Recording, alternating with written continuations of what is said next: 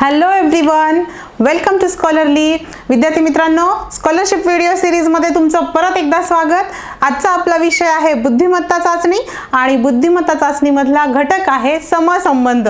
समसंबंध या घटकावर याआधी एक व्हिडिओ मी माझ्या चॅनलवर अपलोड केलेला आहे. त्यामध्ये समसंबंधामध्ये असणारे जे 3 उपघटक आहेत, शब्द, आकृत्या आणि संख्या, त्यापैकी शब्द या घटकावरचा व्हिडिओ मी चॅनलवर अपलोड केलेला आहे. जर तुम्ही तो पाहिला नसेल तर तो नक्की पहा.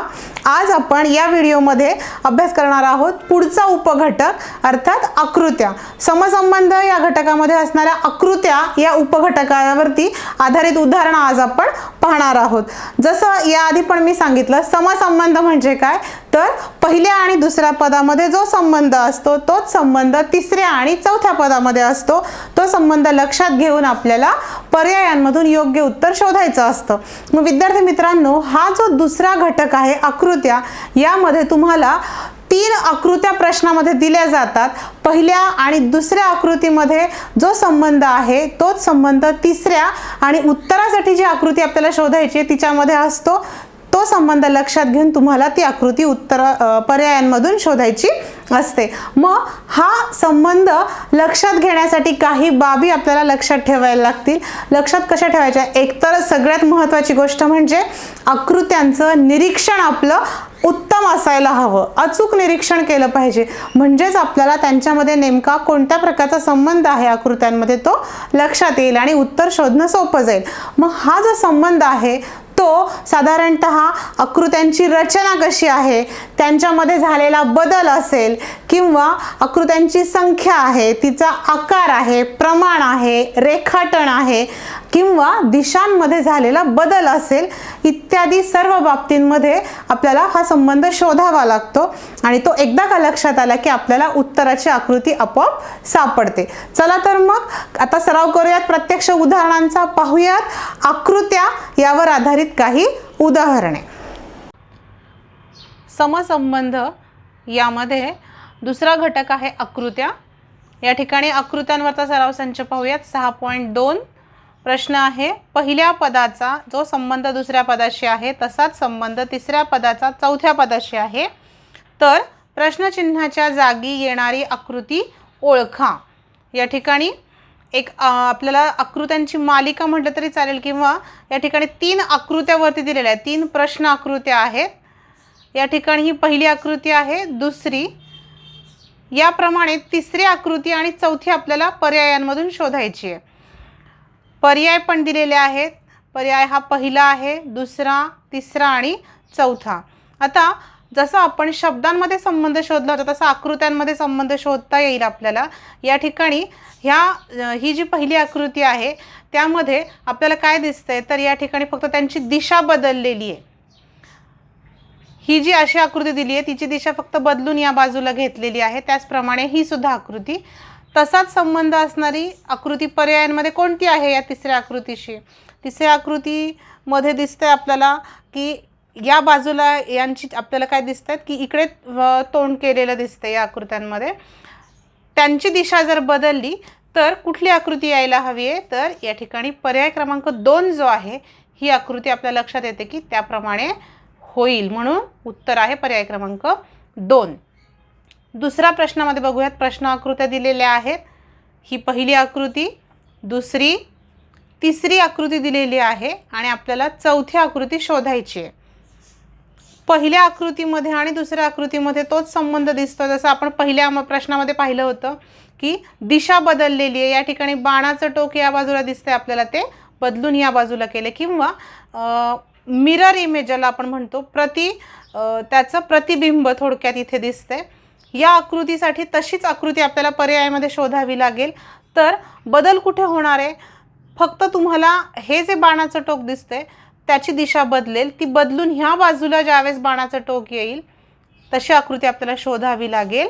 तर या ठिकाणी पर्याय क्रमांक 2 जो आहे इथे आपल्या लक्षात येते की बरोबर याचं प्रतिबिंब किंवा मिरर इमेज आपल्याला या ठिकाणी पाहायला मिळते, म्हणून पर्याय क्रमांक 2 हे त्याचं उत्तर असेल. सराव संचातला तिसरा प्रश्न. या ठिकाणी प्रश्न आकृती बघूयात. पहिल्या आकृती या ठिकाणी आपल्याला चौरस दिसत आहेत. चौरसामध्ये हा किरण किंवा आपण त्याला बाणाची खूण दिसते ती दिसते आपल्याला. दुसऱ्या आकृतीमध्ये काय झालंय तर हा जो बाण आहे हा इथला हा कोपरा सोडून पुढच्या कोपऱ्यात गेलेला आपल्याला दिसतोय. तिसऱ्या आकृतीमध्ये हाच बाण काय झालाय या दिशेला दाखवलेला आहे किंवा याच्या अगदी उलट बाजूने हा दाखवलेला आहे. तर यासाठी आपल्याला पर्याय क्रमांक योग्य तो शोधायचा आहे की याच्यानंतर किंवा ह्याच्याशी असाच संबंध असणारी आकृती कोणती असेल. हा पहिला पर्याय दिसतोय आपल्याला, दुसरा आहे, तिसरा आहे दिलेला आणि चौथा आहे. तर जसं या ठिकाणी एक कोपरा सोडून हा बाण आलेला होता तसंच आपण जर या आकृतीनंतर येणारी आकृती पाहायची असेल तर हा कोपरा सोडून या ठिकाणी आपल्याला बाणाची खूण दिसली पाहिजे जी आपल्याला पर्याय क्रमांक 2 मध्ये दिसते. म्हणून उत्तर आहे पर्याय क्रमांक 2. प्रश्न क्रमांक 4, एक पंचकोन, त्यानंतर त्या ठिकाणी चौरस किंवा चौकोन, पुढे एक चौरस चौकोन दिलेला आहे आणि प्रश्नचिन्ह. या ठिकाणी उत्तरामध्ये काय आकृत्या दिलेल्या आहेत. पहिला आहे त्रिकोण, पंचकोन, त्यानंतर एक आयत आणि आयतामध्ये त्रिकोण दाखवला आहे आणि चौथा जो पर्याय आहे तो आहे षटकोन. काय संबंध लावता येईल तर पंचकोन, पंचकोनापेक्षा एक बाजू कमी असणारी आकृती आहे. चौकोनाची 4 बाजू असतात. त्यानंतर चौकोन आहे दिलेला, चौकोनापेक्षा एक बाजू कमी असणारी आकृती कोणती असेल तर पर्याय क्रमांक 1 त्रिकोण. प्रश्न क्रमांक 5, या ठिकाणी आकृती दिसते आपल्याला साधारण इंग्रजी मुळाक्षर F जे असतं त्याप्रमाणे आकार दिसतोय. दुसरी आकृती, तिसरी आकृती आहे तिच्याशी संबंध असणारी आकृती पर्यायामध्ये आपल्याला शोधायची. पहिल्या 2 आकृतींमधला संबंध जर लक्षात घ्यायचा असेल तर साधारणपणे आपल्याला लक्षात येईल की अँटी क्लॉकवाईज म्हणजे या दिशेनं घड्याळाच्या उलट दिशेनं ह्या आकृती ही फिरलेली आपल्याला दिसतीये. या आकृतीचा पण तसाच संबंध जिच्याशी असेल ती आकृती कोणती होईल. आता ही आकृती मुळात अशी दिसते आपल्याला, हिच्या अँटी क्लॉकवाईज जर ही आकृती फिरली तर तिचा आकार कसा दिसेल. पर्याय क्रमांक या ठिकाणी 1 असेल याचं उत्तर. ही आकृती फिरल्यानंतर अशी दिसेल, घड्याळाच्या उलट बाजूने फिरल्यानंतर. प्रश्न क्रमांक 6, या ठिकाणी प्रश्न आकृतीमध्ये पाहूयात. पहिलं आहे वर्तुळ, चौरस आणि त्रिकोण असा एक गट आहे आणि त्याच्याच पुढे ह्या तिन्ही आकृत्या आपसामध्ये काढलेल्या आपल्याला दिसत आहेत. त्यामध्ये वर्तुळ जे आहे ते मध्ये दिसतंय, वर्तुळामध्ये चौरस आहे आणि ह्या दोन्हीला कव्हर करायला त्रिकोण दिलेला आहे किंवा त्रिकोणामध्ये ह्या दोन्ही आकृत्या केलेल्या आहेत. तसं पुढे काय आकृत्या दिसतात आपल्याला पहा, चौरस, त्रिकोण आणि वर्तुळ. जर आकृत्या काढण्याचा क्रम या ठिकाणी लक्षात घेतला तर या आकृत्या कशा काढता येतील त्यासाठी पण काय पर्याय दिलेले आहेत. या ठिकाणी पहिला पर्याय बघा काय आहे, वर्तुळ आहे. वर्तुळामध्ये साधारण चौरस किंवा चौकोन असा कुठला आकार दिसत नाहीये पण त्रिकोण दिसतोय. दुसऱ्या आकृतीमध्ये वर्तुळ आहे, त्यामध्ये चौरस आणि त्यामध्ये त्रिकोण दिसतोय. तिसऱ्या आकृतीमध्ये वर्तुळ, आतमध्ये आयत सारखा आकार आहे आणि त्यात त्रिकोण आहे आणि चौथ्या आकृतीमध्ये वर्तुळ, त्रिकोण आणि चौरस असं दिसतंय.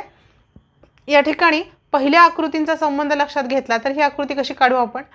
पहिल्यांदा बाहेरून आपल्याला वर्तुळ घ्यावं लागेल, त्यानंतर वर्तुळाच्या आत आपल्याला त्या ठिकाणी काय काढावं लागेल, हा चौरस काढावा लागेल आणि चौरसामध्ये हा त्रिकोण येणार आहे. तर पर्याय क्रमांक आपल्याला या ठिकाणी कोणता दिसतोय, पर्याय क्रमांक 2 या ठिकाणी दिसतोय आपल्याला की जो या पद्धतीने काढलेला आहे. यानंतर पुढचा प्रश्न क्रमांक 7 आहे. प्रश्न क्रमांक 7 मध्ये सुद्धा काही आकृत्या दिलेल्या आहेत. त्यामध्ये पहिल्या ज्या 2 आकृत्या आहेत आपण लक्षात घेऊयात. 2 वर्तुळ आहेत जे एकमेकांना काय करतात, काही भाग एकमेकांचा त्यांचा सामायिक आहे. दोन्ही वर्तुळांमध्ये हा भाग सामायिक आपल्याला दिसतोय. या ठिकाणी पहिलं वर्तुळ जे आहे ते पूर्णपणे रिकाम आहे, दुसरं वर्तुळ मात्र काय केलेलं आहे आपल्याला शेडेड किंवा छायांकित ज्याला आपण म्हणतो ते दाखवलंय आणि त्याचीच मिरर इमेज किंवा प्रतिबिंब त्याचं दुसऱ्या आकृतीमध्ये पाहायला मिळतंय. तशी तिसरी आकृती जी आहे तिचं हुबेहूब प्रतिबिंब आपल्याला कुठल्या आकृतीत पाहायला मिळतं तर दिशा तर काय बदललेली नाही, फक्त आपल्याला काय करायचं आहे, याची मिरर इमेज कोणती दिसते आपल्याला ती बघायची आहे. पर्याय दिसत आहेत. पहिला पर्याय आहे हा, दुसरा, तिसरा आणि चौथा. या ठिकाणी पर्याय क्रमांक 2 जो आहे तो त्याची हुबेहूब मिरर इमेज किंवा प्रतिबिंब आहे हे आपल्या लक्षात येतं, म्हणून पर्याय क्रमांक 2 त्याचं उत्तर असेल. प्रश्न क्रमांक 8 यामध्ये पण एक अर्धवर्तुळ दिसते आणि त्यामधून बाहेर येणारा एक किरण आणि या ठिकाणी एक पॉइंट बिंदू ज्याला आपण म्हणतो दाखवला आहे. दुसरी आकृती, यानंतर तिसरी आकृती आणि चौथी आपल्याला पर्यायामध्ये शोधायची आहे. मघाशी आपण जे उदाहरण पाहिलं होतं एक त्याप्रमाणेच इथे सुद्धा काय लक्षात येते आपल्या, तर या ठिकाणी ही जी आकृती आहे तिचं अँटी क्लॉकवाईज रोटेशन पाहायला मिळते, म्हणजे घड्याळाच्या उलट दिशेनं तिचं मार्गक्रमण चालले किंवा उलट दिशेनं ती फिरतीये. या ठिकाणी इकडे होती ही आकृती, बाणाचा आकार इकडे दिसतो आपल्याला, दुसऱ्या आकृतीमध्ये या पद्धतीनं झालेली आहे. आणखी एक गोष्ट अशी की या ठिकाणी बाणाचं टोक बाहेर आहे अर्धवर्तुळाच्या, या ठिकाणी अर्धवर्तुळाच्या आत आपल्याला दिसतं येते.